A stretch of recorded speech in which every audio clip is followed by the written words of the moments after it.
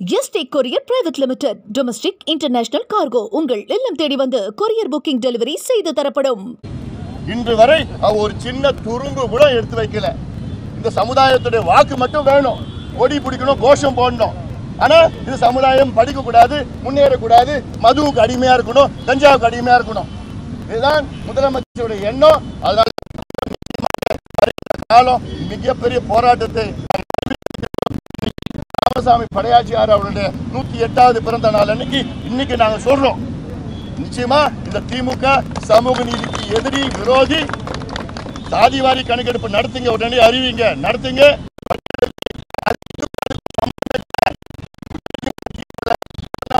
கணக்கெடுப்பு நடத்த பிறகுதான் வன்னியர்களுக்கு உள்ஒதுக்கீடு கொடுக்கணும்னு எங்கேயுமே இல்ல. தீர்ப்புல இருக்கிற டேட்டா வச்சு நீங்க நியாயப்படுத்தி ஜஸ்டிஃபை பண்ணி கொடுங்கன்னு தான் சொல்லியிருக்கிறாங்க.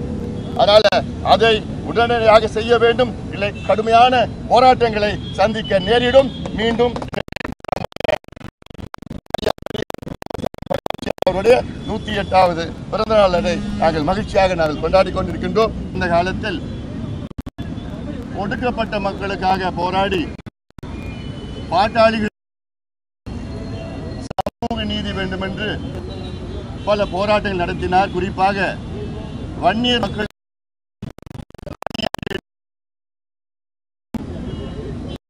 பல வகை போராட்டங்கள், ஆர்ப்பாட்டங்கள், மாநாடுகள் பல நடத்தினார்கள். எங்களுடைய மருத்துவர் ஐயாவுடன் இணைந்து எத்தனையோ போராட்டங்களும் நடத்தினார்கள். அப்படிப்பட்ட அவருடைய பிறந்த நாள் இன்று காலை தமிழக முதலமைச்சர் மரியாதைக்குரிய திரு மு.க. ஸ்டாலின் அவர்கள் ராமசாமி படையாச்சியார் அவருடைய சிலைக்கு எங்களுக்கு ஒரு மிகப்பெரிய ஒரு வருத்தம். ராமசாமி படையாச்சியார் அவர்கள் வாழ்ந்த காலத்திலே எதுக்கு பாடுபட்டாரோ அந்த கோரிக்கையை முதலமைச்சர் ஸ்டாலின் அவர்களால் நிறைவேற்ற முடியவில்லை, நிறைவேற்றுவதற்கு மனமில்லை. அவருடைய கோரிக்கை என்ன? தமிழ்நாட்டில் தனிப்பெரும் சமுதாயம் வன்னியர்கள் மிக மோசமான ஒரு சூழலில் வாழ்ந்து கொண்டிருக்கின்றார்கள். அவர்களுக்கு தனியாக இடஒதுக்கீடு வேண்டும் என்ற ராமசாமி படையாச்சியாருடைய கோரிக்கை. அது மட்டுமல்ல, உச்சநீதிமன்றம் தீர்ப்பு வழங்கி, அதாவது உச்சநீதிமன்றம் 1265 நாட்களுக்கு முன்பு மிகப்பெரிய ஒரு தீர்ப்பை வழங்கி இருக்கிறது. அந்த தீர்ப்பின்படி தமிழ்நாட்டில் வன்னியர்களுக்கு தனி ஒதுக்கீடு அல்லது உள் ஒதுக்கீடு வழங்குவதற்கு எந்த தடையும் கிடையாது. தாராளமாக தமிழக அரசு வன்னியர்களுக்கு உள்ஒதுக்கீடு, தனி ஒதுக்கீடு வழங்கலாம் என்ற மிகப்பெரிய தீர்ப்பு. இது அப்சர்வேஷன் கிடையாது, இது தீர்ப்பு. அந்த தீர்ப்பிலே பாகம் 68, 73 பேராகிராஃப் இதிலே தெளிவாக சொல்லியிருக்கின்றார்கள். இந்த தீர்ப்பு 1265 நாட்கள் ஆகிறது. 30 நாளில் சாதாரணமாக கொடுக்கின்ற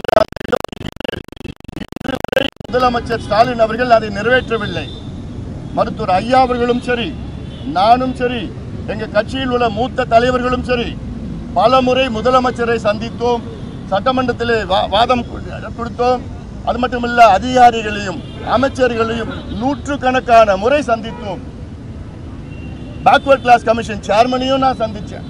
ஆனாலும் இன்று வரை அது சம்பந்தமாக மூச்சு கூட விட மாட்டேன் என்று சொல்லுகின்ற முதலமைச்சர் ஸ்டாலின் அவர்களுக்கும் சமூக நீதிக்கும் எள்ளளவும் சம்பந்தம் கிடையாது. திமுகவுக்கும் சமூக நீதிக்கும் எந்த சம்பந்தம் கிடையாது. இன்னும் சொல்ல போனா திமுக சமூக நீதிக்கு விரோதி மட்டுமில்லை, சமூக நீதிக்கு துரோகி என்று நான் சொல்லுவேன். இங்க நான் அரசியல் பேசல, இது சமூக நீதி பிரச்சனை. சமூக நீதி பிரச்சனை என்ன செஞ்சிருக்கணும்? இன்று தமிழ்நாட்டிலே சாதிவாரி கணக்கெடுப்பு நடத்த வேண்டும்.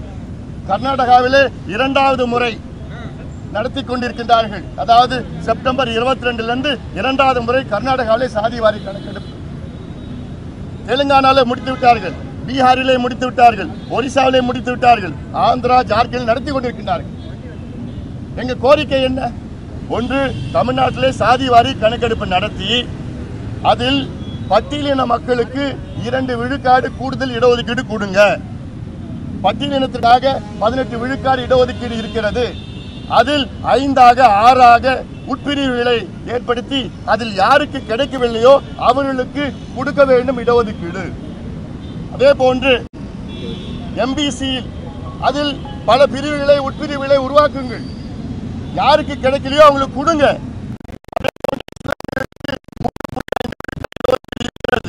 அதில் 7 உட்பிரிவுகள் இருக்கிறது. அந்த 7 உட்பிரிவுகளில் யாருக்கு கிடைக்கவில்லையோ அவர்களுக்கு கொடுங்க.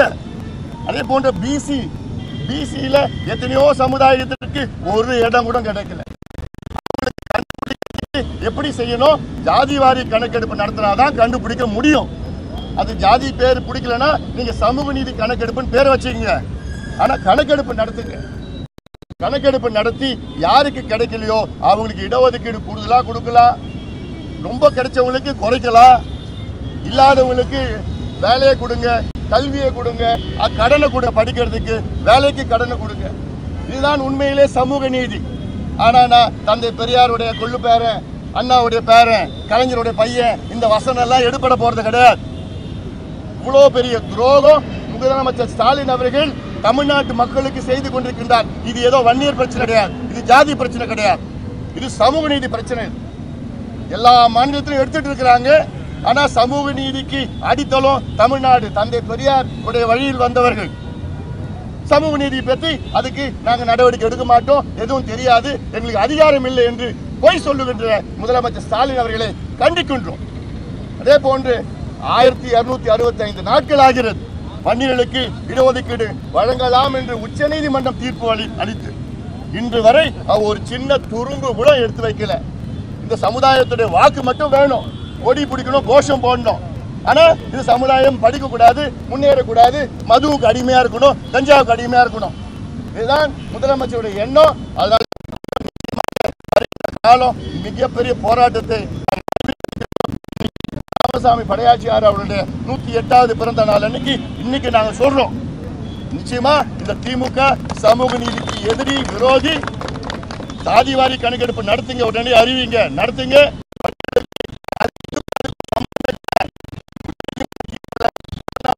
கணக்கெடுப்பு நடத்த பிறகுதான் வன்னியர்களுக்கு உள்ஒதுக்கீடு கொடுக்கணும்னு எங்கேயுமே இல்ல. தீர்ப்புல இருக்கிற டேட்டா வச்சு நீங்க நியாயப்படுத்தி ஜஸ்டிஃபை பண்ணி கொடுங்கன்னு தான் சொல்லியிருக்கிறாங்க. அதனால அதை உடனடியாக செய்ய வேண்டும், இல்லை கடுமையான போராட்டங்களை சந்திக்க நேரிடும். மீண்டும்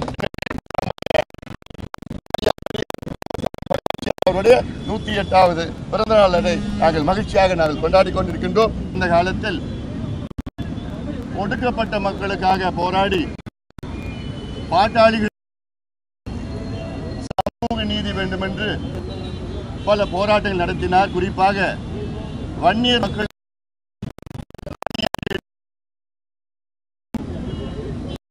பல வகை போராட்டங்கள், ஆர்ப்பாட்டங்கள், மாநாடுகள் பல நடத்தினார்கள். எங்களுடைய மருத்துவர் ஐயாவுடன் இணைந்து எத்தனையோ போராட்டங்களும் நடத்தினார்கள். அப்படிப்பட்ட அவருடைய பிறந்த நாள் இன்று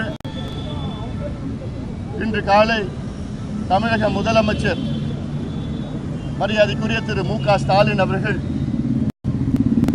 ராமசாமி படையாச்சியார் அவருடைய சிலைக்கு எங்களுக்கு ஒரு மிகப்பெரிய ஒரு வருத்தம். ராமசாமி படையாச்சியார் அவர்கள்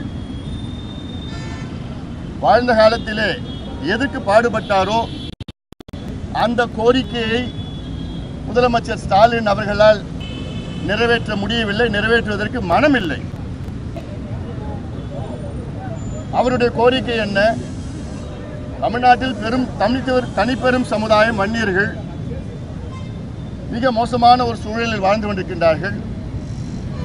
அவர்களுக்கு தனியாக இடஒதுக்கீடு வேண்டும் என்ற ராமசாமி படையாச்சியாருடைய கோரிக்கை. அது மட்டுமல்ல, உச்சநீதிமன்றம் தீர்ப்பு வழங்கி, அதாவது உச்சநீதிமன்றம் 1265 நாட்களுக்கு முன்பு மிகப்பெரிய ஒரு தீர்ப்பை வழங்கி இருக்கிறது. அந்த தீர்ப்பின்படி தமிழ்நாட்டில் வன்னியர்களுக்கு தனி ஒதுக்கீடு அல்லது உள் ஒதுக்கீடு வழங்குவதற்கு எந்த தடையும் கிடையாது. தாராளமாக தமிழக அரசு வன்னியர்களுக்கு உள்ஒதுக்கீடு தனி ஒதுக்கீடு வழங்கலாம் என்ற மிகப்பெரிய தீர்ப்பு. இது அப்சர்வேஷன் கிடையாது, இது தீர்ப்பு. அந்த தீர்ப்பிலே பாகம் 68, 73 பேராகிராஃப் இதிலே தெளிவாக சொல்லியிருக்கின்றார்கள். இந்த தீர்ப்பு வந்து 1265 நாட்கள் ஆகிறது. 30 நாளில் சாதாரணமாக கொடுக்கின்ற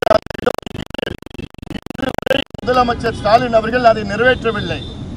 மருத்துவர் ஐயா அவர்களும் சரி, நானும் சரி, எங்க கட்சியில் உள்ள மூத்த தலைவர்களும் சரி, பல முறை முதலமைச்சரை சந்தித்தோம், சட்டமன்றத்திலே வாதம் கொடுத்தோம். அது மட்டுமல்ல, அதிகாரிகளையும் அமைச்சர்களையும் நூற்றுக்கணக்கான முறை சந்தித்தோம். பேக்வர்ட் கிளாஸ் கமிஷன் சேர்மனையும் நான் சந்தித்தேன்.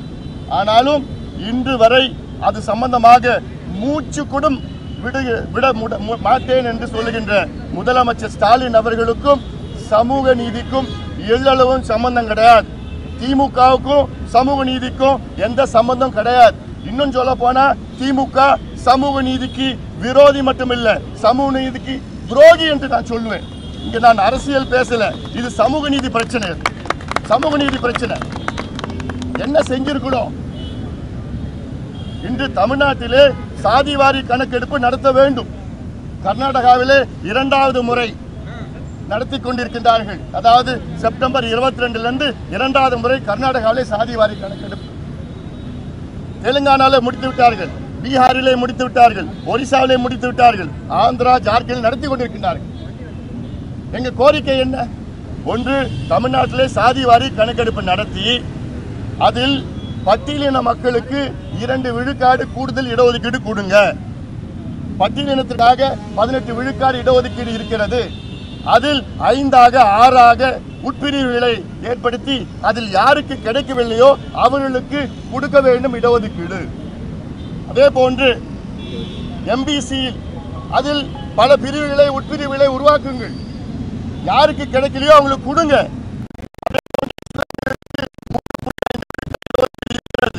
அதில் 7 உட்பிரிவுகள் இருக்கிறது. அந்த 7 உட்பிரிவுகள் யாருக்கு கிடைக்கவில்லையோ அவர்களுக்கு கொடுங்க. அதே போன்ற பிசியில எத்தனையோ சமுதாயத்திற்கு ஒரு இடம் கூட கிடைக்கல. எப்படி செய்யணும்? ஜாதிவாரி கணக்கெடுப்பு நடத்தினாதான் கண்டுபிடிக்க முடியும். அது ஜாதி பேர் பிடிக்கலன்னா நீங்க சமூக நீதி கணக்கெடுப்புன்னு பேர் வச்சுக்கீங்க. ஆனா கணக்கெடுப்பு நடத்துங்க. கணக்கெடுப்பு நடத்தி யாருக்கு கிடைக்கலையோ அவங்களுக்கு இடஒதுக்கீடு கூடுதலா கொடுக்கலாம், ரொம்ப கிடைச்சவங்களுக்கு குறைக்கலாம், இல்லாதவங்களுக்கு வேலையை கொடுங்க, கல்வியை கொடுங்க, கடனை கொடுங்க, படிக்கிறதுக்கு வேலைக்கு கடனை கொடுங்க. இதுதான் உண்மையிலே சமூக நீதி. ஆனா நான் தந்தை பெரியாருடைய கொள்ளு பேரன், அண்ணாவுடைய பேரன், கலைஞருடைய பையன், இந்த வசனம் எல்லாம் எடுபட போறது கிடையாது. இவ்வளோ பெரிய துரோகம் முதலமைச்சர் ஸ்டாலின் அவர்கள் தமிழ்நாட்டு மக்களுக்கு செய்து கொண்டிருக்கின்றார். இது ஏதோ வன்னியர் பிரச்சனை கிடையாது, இது ஜாதி பிரச்சனை கிடையாது, இது சமூக நீதி பிரச்சனை. எல்லா மாநிலத்திலும் எடுத்துட்டு இருக்கிறாங்க. ஆனா சமூக நீதிக்கு அடித்தளம் தமிழ்நாடு. தந்தை பெரியார் உடைய வழியில் வந்தவர்கள். சமூக நீதி பற்றி அதுக்கு நாங்கள் நடவடிக்கை எடுக்க மாட்டோம், எதுவும் தெரியாது, எங்களுக்கு அதிகாரம் இல்லை என்று பொய் சொல்லுகின்ற முதலமைச்சர் ஸ்டாலின் அவர்களை கண்டிக்கின்றோம். அதே போன்று 1265 நாட்கள் ஆகிறது வன்னியர்களுக்கு இடஒதுக்கீடு வழங்கலாம் என்று உச்சநீதிமன்றம் தீர்ப்பு அளித்து இன்று வரை ஒரு சின்ன துரும்பு கூட எடுத்து வைக்கல. இந்த சமுதாயத்துடைய வாக்கு மட்டும் வேணும், ஓடி பிடிக்கணும், கோஷம் போடணும்.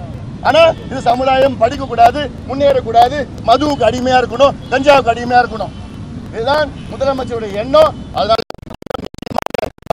காலம் மிகப்பெரிய போராட்டத்தை ராமசாமி படையாச்சியார் அவருடைய 108வது பிறந்த நாள் அன்னைக்கு இன்னைக்கு நாங்க சொல்றோம். நிச்சயமா இந்த திமுக சமூக நீதிக்கு எதிரி, விரோதி. சாதிவாரி கணக்கெடுப்பு நடத்துங்க, உடனே அறிவிங்க, நடத்துங்க.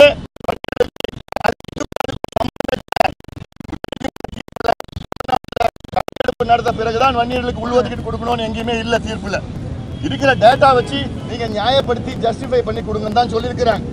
அதனால அதை உடனடியாக செய்ய வேண்டும், இல்லை கடுமையான போராட்டங்களை சந்திக்க நேரிடும். மீண்டும் அவருடைய 108வது பிறந்த நாளை நாங்கள் மகிழ்ச்சியாக கொண்டாடி கொண்டிருக்கின்றோம். இந்த காலத்தில் ஒடுக்கப்பட்ட மக்களுக்காக போராடி பாட்டாளிகள் சமூக நீதி வேண்டும் என்று பல போராட்டங்கள் நடத்தினார். குறிப்பாக வன்னியர் மக்கள்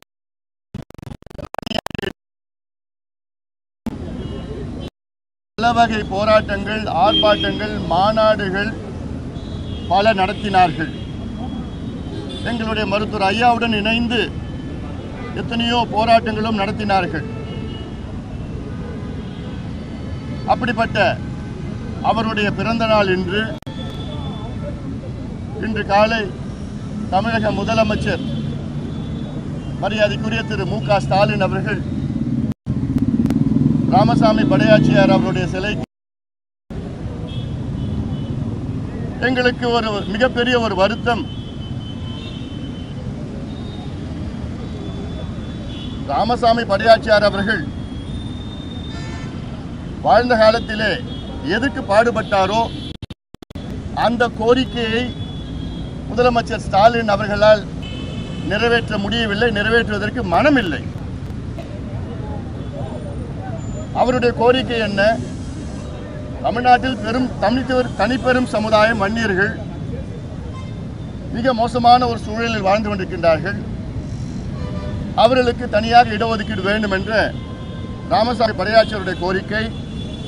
அது மட்டுமல்ல, உச்சநீதிமன்றம் தீர்ப்பு வழங்கி, அதாவது உச்சநீதிமன்றம் 1265 நாட்களுக்கு முன்பு மிகப்பெரிய ஒரு தீர்ப்பை வழங்கி இருக்கிறது.